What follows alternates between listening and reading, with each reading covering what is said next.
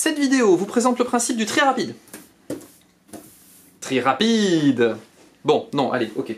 Plus sérieusement, on va vous expliquer ce que c'est que le tri rapide. Le temps que les cartes se remettent dans l'ordre, je vous présente cette magnifique matrice floue sur laquelle vous pouvez ne pas calculer le déterminant, puisque de toute façon, il est flou. Donc vous êtes obligé de m'écouter. Le tri rapide, c'est un algorithme qui est récursif et qui utilise à chaque appel un pivot. Le pivot, c'est simplement un élément du tableau. À chaque appel, on place à droite du pivot les éléments qui lui sont supérieurs et à gauche du pivot les éléments qui lui sont inférieurs. On a alors partitionné le tableau en deux sous-tableaux. On appelle maintenant récursivement l'algorithme sur ces deux sous-tableaux jusqu'à ce que le tableau soit totalement trié. Voici donc maintenant l'exemple du tri rapide. Pour réaliser cet exemple, nous allons avoir besoin d'un marqueur afin de marquer le pivot. Le marqueur que nous allons utiliser, c'est un badge de la liste. Mais non, pas ça, là, c'est des nuls, ceux-là. Un badge de la liste. Mais pas ça, ils ont servi à rien, ceux-là. Mais toujours pas ceux-là. Un badge de la liste gagnante. Voilà. Qu'est-ce qu'on fait de ce marqueur? Le marqueur, on vient le placer donc sur le pivot. Le pivot, comment est-ce qu'on le choisit? On prend simplement le premier élément du tableau. Donc on prend le premier élément du tableau, ici. On a également besoin de deux indices. Ces deux indices vont être représentés grâce à des index. Ne confondez pas index, indice. Le premier index vient sur le pivot. Le deuxième index vient à la fin du tableau. Que faire de ces index?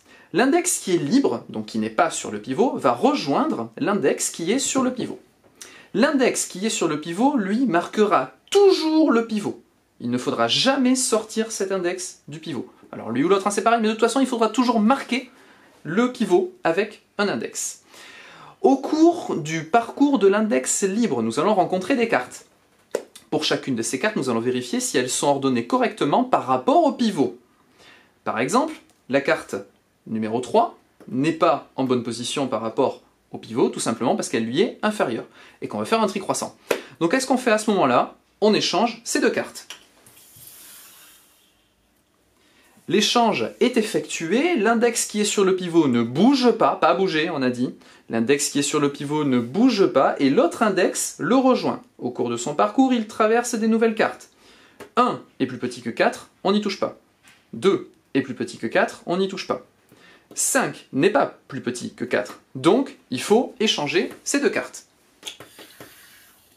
L'échange est effectué, l'index qui est sur le pivot ne bouge pas. Toujours. Non, tu bouges pas, on a dit. Et l'autre index va rejoindre le pivot. Donc, on continue la progression. 6 est plus grand que 4, tout va bien. On continue la progression, l'index rejoint le pivot. Qu'est-ce qui se passe à ce moment-là? Eh bien, tout simplement, on peut observer effectivement que les index ils sont en train de se chatouiller, mais sinon, on peut également observer que tous les éléments à droite du pivot sont plus grands. Non, l'autre droite. Les éléments à droite du pivot sont plus grands que le pivot, et les éléments à gauche du pivot sont tous plus petits que le pivot. C'est normal, on les a échangés au fur et à mesure. Qu'est-ce que ça veut dire également? Ça veut tout simplement dire que la carte numéro 4, sous laquelle on a le pivot, est définitivement bien placée. À ce moment-là, on voit apparaître deux sous-tableaux. Un premier sous-tableau qui contient les éléments 3, 1, 2, un deuxième sous-tableau qui contient les éléments 6 et 5. Que faire de ces sous-tableaux? Le même algorithme de partitionnement qu'on a réalisé jusqu'à présent lors de deux appels récursifs. Un premier appel récursif sera fait ici, un deuxième appel récursif sera fait ici. Donc on prend le tableau qui contient 3 cartes et on va réaliser à nouveau l'algorithme de partitionnement. Donc on marque le pivot. Toujours le pivot, premier élément du tableau. Toujours l'index libre sur le dernier élément du tableau. Alors le dernier élément du tableau à trier, donc le sous-tableau. Cet index libre va à nouveau rejoindre le pivot et au cours de sa traversée, on va échanger les éléments qui ne sont pas correctement ordonnés. 3 et 2 ne sont pas correctement ordonnés, donc on les échange. Les index n'ont pas bougé, l'index qui est sous le pivot ne bouge pas, toujours pas bougé, et l'autre index le rejoint. Donc on continue la progression, 1 est plus petit que 3, tout va bien. On arrive, les deux index font touche-touche. En faisant touche-touche, ça signifie que la carte 3 est définitivement bien placée. On réalise alors des appels récursifs autour de ce pivot. Premier appel récursif qu'on va réaliser. Deuxième appel récursif. Alors là, c'est un cas particulier puisqu'il n'y a personne. Pas d'éléments à trier. Donc ça signifie tout simplement qu'il n'y a pas d'appel récursif en fait à ce niveau-là. Donc on va réaliser l'appel récursif concernant les cartes 2 et 1. On place donc le pivot sur la première carte, l'index libre, merci, sur la fin du tableau, et on compare. 2 est plus grand que 1, ça ne va pas, on échange. Les index se rejoignent. Notez que l'index n'a pas bougé du pivot, évidemment.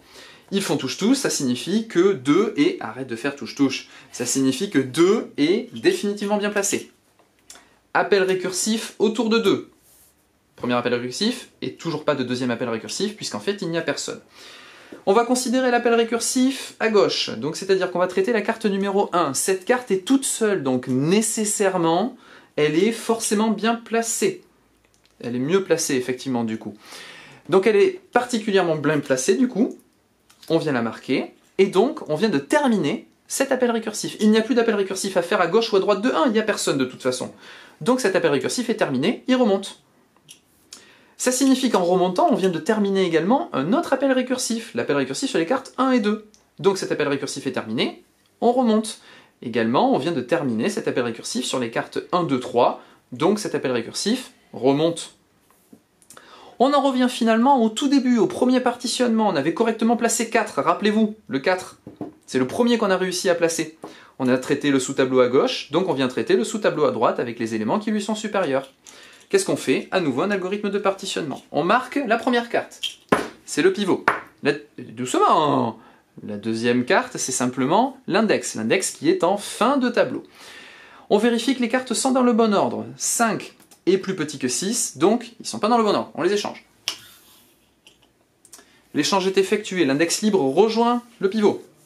Les deux cartes sont les deux index sont sur la même carte. Cela signifie que 6 est correctement bien placé. On observe à gauche de 6 des éléments qui lui sont inférieurs, à droite de 6, il n'y a personne, effectivement. Donc on va faire un appel récursif sur la gauche du tableau. Eh bien oui, il n'y a toujours personne à droite du tableau. Appel récursif sur 5, 5 il est tout seul, donc du coup, naturellement, il est bien placé.